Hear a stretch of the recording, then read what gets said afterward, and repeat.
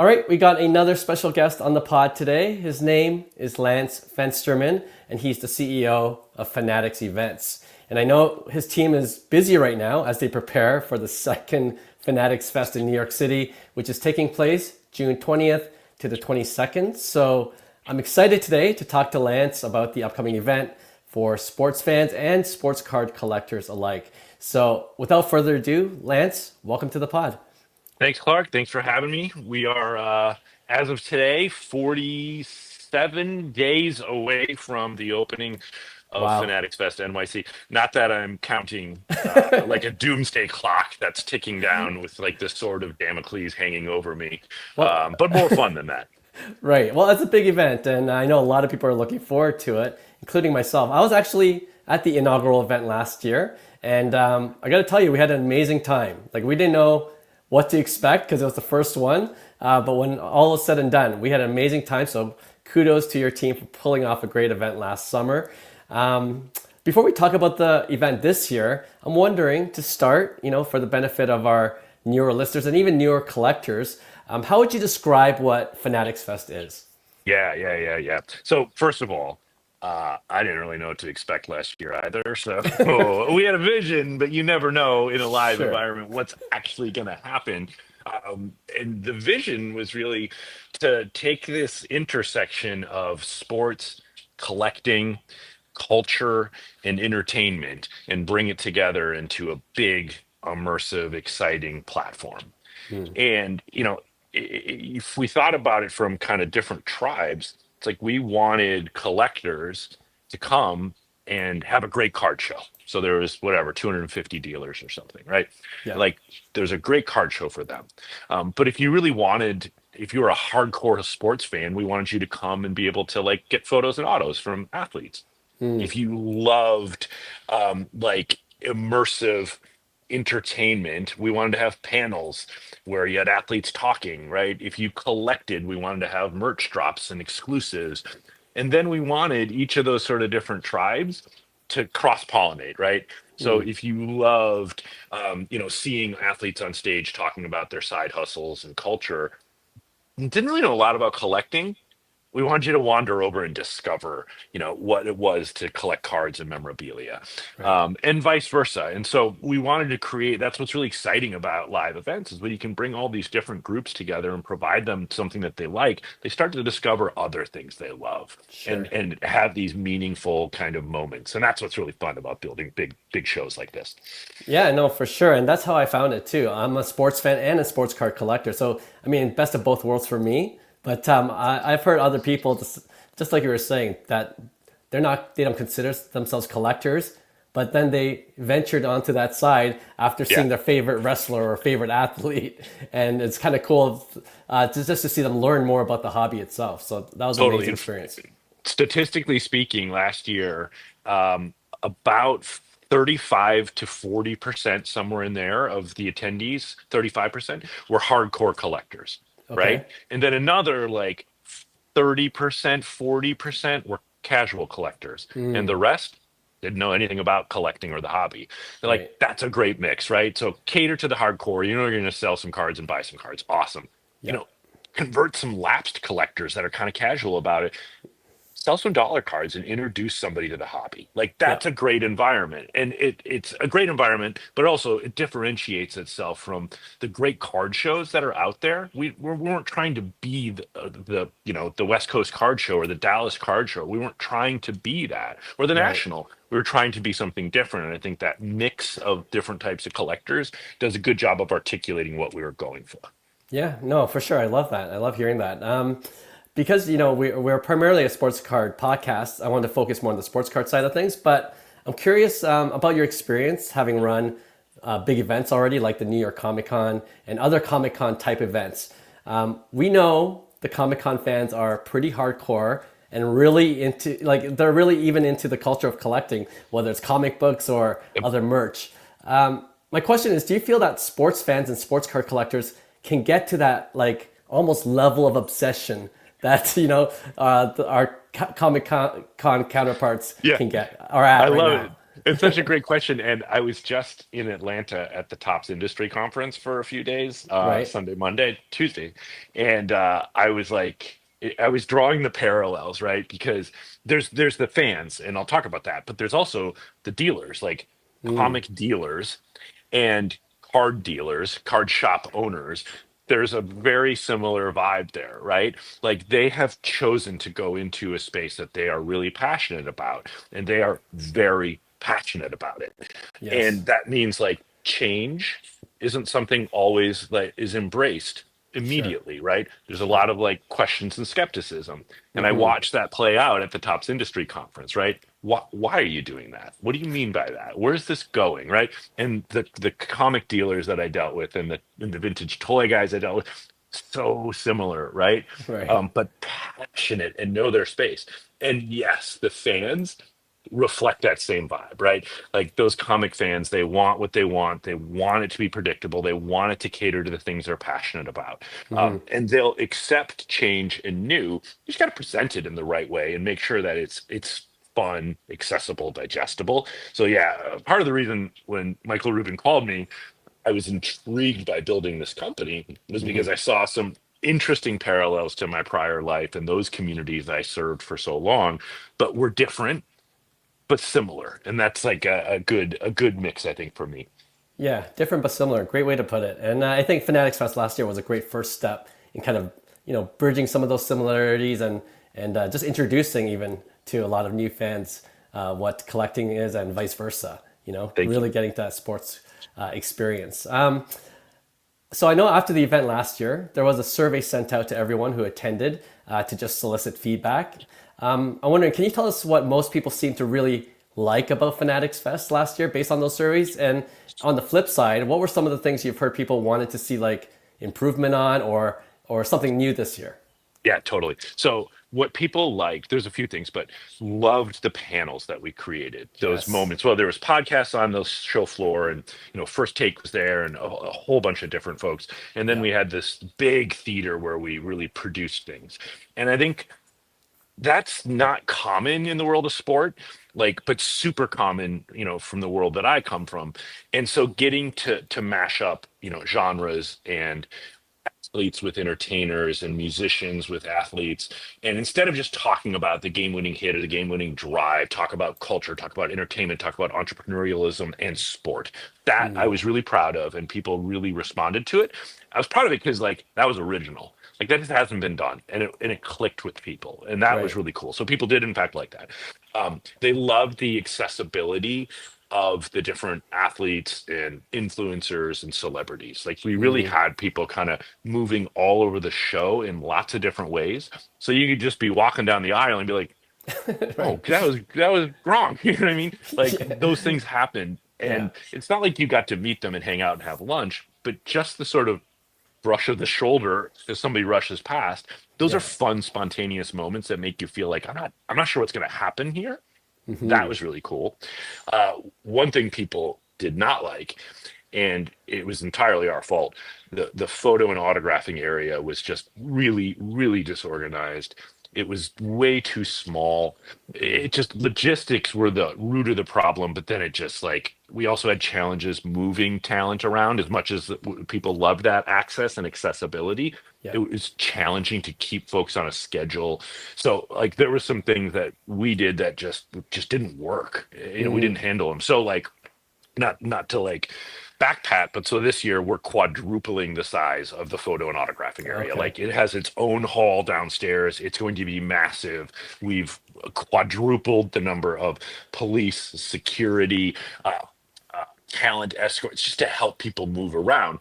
We've Right. also going to double the amount of athletes that are going to be there and influencers. So like it's more of everything, but we're building up infrastructure Yeah. that will support it to make a better experience for fans. Because if you can't get to the things you love, yeah, you're not gonna be very happy. So that's Yeah. a huge example of a big mistake that we made that we're already fixing. No, I love hearing that. And you know what? To be fair to you guys, we just had the Sports Card Expo here in Toronto.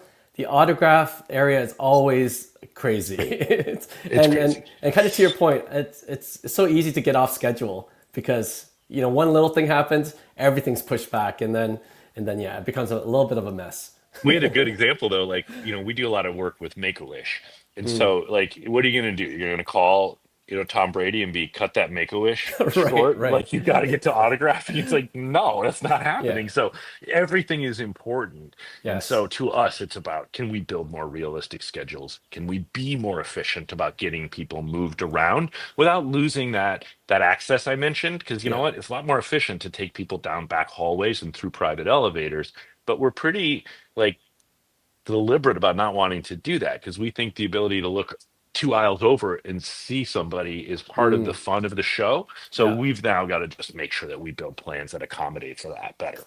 Yeah, no, and you know what? That's what I wrote on my survey, that which I Thank I you. Thank you. I like some of my favorite things was you mentioned it right off the bat. The panels, I love the panels. The experience, like you said, it's not something common that we're used to in the sports side of things. And two, the interactivity with the athletes, and kind of to your point as well, it was a surreal moment when Tom Brady just walked right behind me. It's Crazy. like, But like for me too, because the night before we opened the show, so Thursday night, yeah, um, Tom Brady and a couple other people came in and they were just checking things out. And like basically like a spontaneous sort of like shoot around happened in the NBA booth. I'm right, like standing there and I'm just watching like Tom Brady shoot threes like right in front of me. And I'm just like, yeah, I that's just cool. didn't think this was going to be happening to me ever, let Yeah. alone on a Thursday night randomly in August. So I'm completely with you on that energy. So It's pretty cool. Do you find, like, I was going to ask you if it sounds like you love to encourage athletes to get out there on the show floor and interact. Do you find, just like even early on, some of these athletes are actually looking forward to doing that? yeah, we Michael Rubin's a genius. Like he really is. And Hmm. like 3 weeks or a month out before the show, he had this idea and he's like, we should create all these like crazy stunts that we get these athletes to do. Right. Like let's figure out a way to get Gronk into the NFL booth and run the 40-yard dash against a little kid, right? Let's figure Yeah. out how to get Livy Dunn to dress up like Paul Skeens and walk around. And it's just, and at the time I'm like, this is ridiculous. I'm not gonna lie. I was like, this is not a good idea. This is not going to work. We figured Yeah. it out, and it was like one of the things that made the show so special. And that Mm. was where that access and seeing everyone kind of around you. But the athletes loved it. Like they wouldn't have done it. Like, do you know what I mean? Brady dressing up as Gronk and vice versa. Like they wouldn't have done it if they didn't love the idea. And Sure. so it was like really cool. And like the athletes and the influencers and entertainers that didn't want to do it didn't, or they weren't comfortable with it, fine. But Yeah. like the ones that did were doing it because they thought it was going to be hilarious and they wanted to capture it and then put it on their social because it was fun. So like Yeah. there's a lot of like good energy for that. And my last point on that is there's also like, you know, we want this show to be accessible to everyone. I get it. It's Fanatics name on it. I Hmm. understand that. Um, but it really was like I think only Fanatics that could have pulled this off. Because if it was our show and you and I called Tom Brady and we're like, Right. Tom, I got an idea. Dress up like Gronk. Like Yeah. it would not have been as well received as when Michael Rubin True. calls him and says, "Tom, I have this crazy idea." Right. Mm. So there was a lot of things like that that I think were really unique to just Fanatics' position that allowed some of these things to happen, which was pretty cool. Yeah, no, for sure. I totally agree with you. The other thing I wrote down that I really enjoyed about Fanatics Fest and the whole experience is, and then you kind of mentioned it a little earlier, the exclusives drops, that you have coming. And that was kind of a neat surprise. Like I didn't know, I heard about it, but when I was Yeah. there, it's like, oh, we have to line up for this. The Topps Chrome Fanatics Fest branded baseball set. I'm a baseball card Cool. collector, and Yeah. lines were long, but the cool part was like we're just talking to the people in front and behind us. It's kind of like Yeah. we didn't mind the wait because we're just hey, let's see what cards you have while we're waiting in line. But yeah, just and the Cactus Jack, of course, with the Travis Yeah. Scott, that was a huge hit. And I know you just announced, I just saw recently the 2025 Topps Formula One F1 Fanatics Fest. Yep. Yeah, is that, I guess, did you get a lot of positive feedback on that? And that's why you're kind of doing more than one. I think you're doing at Yep. least We're three. Is that right? doing three this year with tops. And we feel like that was good. we think then we could also do more in like the merch area around some exclusives and some collabs there. Like we did really cool Fanatics Fest merch that sold out like crazy. Yeah. And in fact, that weekend last year at Fanatics Fest, we sold more Fanatics branded merchandise than in the history of Fanatics leading up to that. Wow. Like, right? People loved it. Yeah. So, but we also learned that the other stuff, like in the store, was kind of off the shelf. Like, it's a Giants jersey. Like, you can get that a lot of places. And no one's fault. Like, this was all a big test. You know what I mean? So, Yeah. we played it safe on some things. We're not playing it safe. Like, we're going to have like 30 or 40 different merch exclusives and collabs with a Amazing. ton of different brands and uh OVO and Nike and oh man, I can't even Mitchell and Ness, of course, a bunch of stuff. There's tons of them. So we're gonna have a lot more exclusive like products and drops. A couple other brands that I can't say yet are going to have some really cool exclusive drops, and then we'll have those three tops exclusives. So like we're really trying to lean into this a bit more and make it special. Sure. Again, that idea of access and like you got to come here to see what's going to happen. You have to come here and see like what's going to be available. Yeah. And it's really fun to do it. It's hard, but it's cool. And I look back on like my New York Comic Con days, and it was years before anybody did anything exclusive to New York Comic Con. Like it was like 7 or 8 years into building that show when I Interesting. think maybe Funko did something or Lego or something. And it was like, wow, we felt like we arrived. You know what I mean? And so it's Right. cool that we're able to make some of those things happen sooner and bring that special element of sort of surprise and exclusivity to the show early on. So, and I get excited about that stuff too. So, For sure, and just another reason to really attend in person and get that whole experience. Absolutely. yes. And I know you with the F1, and are we going to know the other two drops before the before Fanatics Fest starts, or are you going to announce it during No, no, one? we will, and I don't even know if we're supposed to say it or not. So I don't know Okay, whether it's fair out there or enough. not. But it'll be somewhat similar to last year, the additional two, Okay, and we'll announce them if we haven't announced them yet. I'm sorry, I'm so terrible about this. There's too much going on. We're it's gonna fine. announce them soon, and we'll get out there, and it'll be out in the market. So Awesome, awesome. Now I know this is the second year of Fanatics Fest, and you know when you have a successful first year in the inaugural event, the question is always, how do we make it better? You know, I and know. I'm wondering, you know, and I know the show is literally bigger with more floor space and more dealers even, and more partners involved. Can you go over some of the things that we can expect to see at Fanatics Fest this summer that might be new for people coming for the second year? Totally. It is. It is just kind of more, right? We'll have twice as many athletes. We're doing, I think, three additional stages, podcast stages specifically. We're going to have, so you'll have more content that you can watch and partake in. I told you more exclusives, Yeah. more leagues and brands. So Nike, uh, FIFA, Premier League. There's a couple others that are going to be new to the show.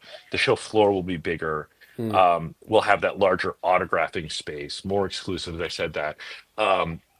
We're about to announce in the next 2 weeks like a really cool sort of contest, Okay. and it'll be probably 2 weeks. We'll announce it, but the contest will be awesome. It'll be interactive, participatory, and Nice. very entertaining as a spectator as well. So stay tuned for that because it's going to be pretty neat. It'll take kind of over everything. Yeah. Bigger memorabilia museum. We did like cool memorabilia last year. We're gonna, I think, quadruple it in size and in value. So there's going to be an insane display of cards and memorabilia that's going to be available. We've Yeah. got more space downstairs. It's just like more and more and more. And what's really cool is we'll have more European, football, soccer, and we'll have current NFL players. Like we've got a ton of current NFL players because we couldn't do that in August because camp had already started. We're in June now, Right. which allows us to bring in, Jaden Daniels for one, Jamar Chase, C.J. Stroud, Caleb Williams, Micah Parsons, Bryce Young, Cooper DeJean, like Devontae Adams, like go on and on and on, and a couple more that I think were recently drafted that we haven't even gotten around to announcing yet. And we just didn't have any of that last year, which is pretty awesome. So Yeah. that's all. I just said a lot, but it's going to be really fun. Like we're building this up in a pretty big way. Definitely can't wait for it. You know, I only have a couple more questions, but One of the things I've heard, and I don't know if this is even possible because of the logistics and you're expanding the space, but is there anything being done or even thought of in terms of like integrating like the sports card side of things with the sports fans? Sometimes people said, Yes. oh, they didn't even know that there was that sports card collect because they were just hanging out with the athletes, which is fair. That's what they Yeah. came for, and vice versa. They're like, you're coming here for the card show, but at the same time, it's so much more than a card show. Kind of what we mentioned It before. was it was actually it was one of the things I should have mentioned that people didn't like about the show, and specifically like dealers, because we really had like a vertical line on the show floor. And it was like over here are leagues and interactive things and the store, and over here are all dealers. And I Right, think it felt very much like, wow, there's a lot of cool stuff with noise and shining lights and stuff going, and then it's quiet over here. So right. we actually took the I don't know why I'm trying to do this visually. Like we It's took okay. like that dealer area and just Yes. spread it right kind of through the Oh, middle of the cool. show.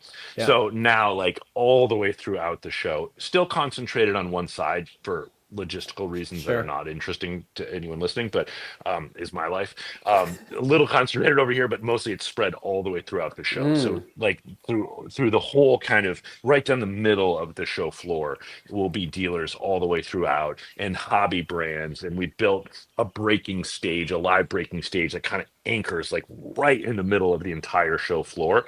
And Amazing. then you've got Tops and CGC and a few other brands kind of off of that, and then just dealers all the way throughout. So we think it's going to be a little bit better journey, like quite literally Right. for fans, casual collectors, and hardcore guys as well. So That's cool. Yeah, I can't wait to see it, how actually you guys envisioned it and just this didn't experimenting. do it for you. You couldn't. That wasn't enough. I got to see it for myself, I think, but Fair enough. Fair enough. I get the gist.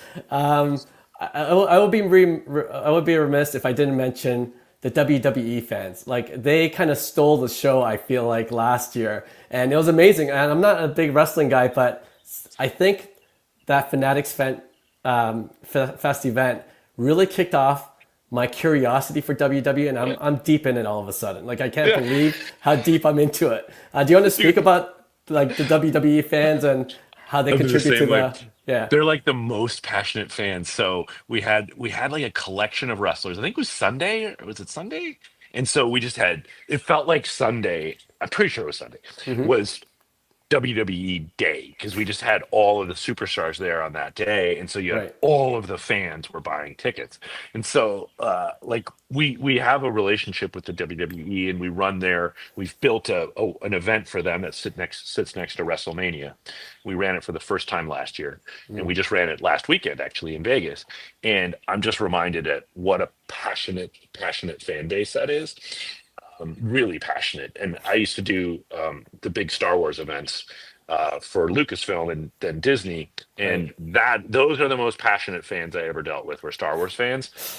And I don't know, the WWE fans are right there. It's close, eh? Um, but I am with you in my curiosity. I was never really into wrestling, but now I'm like into wrestling because I'm in wrestling. Yeah. And when you go to WrestleMania, and they're very good partners to us, so they were very generous and gave the team some very good seats. And when you're in the middle of that, man, like it is Right. really hard not to like, start yeeting with everybody. You know what I mean? Like Sure. it's very fun, and their fans are wonderful. And I will say this: I brought up Make a Wish earlier. WWE and those superstars are unbelievable to children. Like, yeah, Make a Wish kids, but all kids. Like Yeah. the look on a kid's face when they get to like meet their idol or do the walkout to their idol's, Yeah. walkout music, and like it's really really cool to see how much kids love that and how great those superstars are with those kids. It's like says a lot about like the ethos and the values of the organization and those people because Yeah. it's a really cool thing. So gotta love I that. 100% agree. And if you look at like the Fanatics Fest website and you look at the autographs, it's all sold out. Immediately sells out just like that. The wrestlers, it's That's incredible. where passion does cut both ways. We got a lot of disappointed notes about how quickly some of those Sure. superstars sold out. And if I had more, I would give more. But I do think actually we're putting more photos and autos on sale in a couple weeks. I don't remember the Okay. exact date, but I want to say it's middle May. So just like check our website, sign up to our newsletter, and you'll get all that information. So Awesome. Awesome. One more question for me. You've been part of New York Comic Con, and it's become this own entity and this big thing that people always look forward to. And I know Fanatics Fest, this is only its second year, but what do you hope that it becomes in the future? Do you think it's going to become its own thing, or is it going to be like the Comic Con for sports? Is that a good way of putting it? yeah, How do you envision Fanatics Fest for the future? yeah, totally. I think we think there's some interesting opportunities to grow the platform around the US and the world.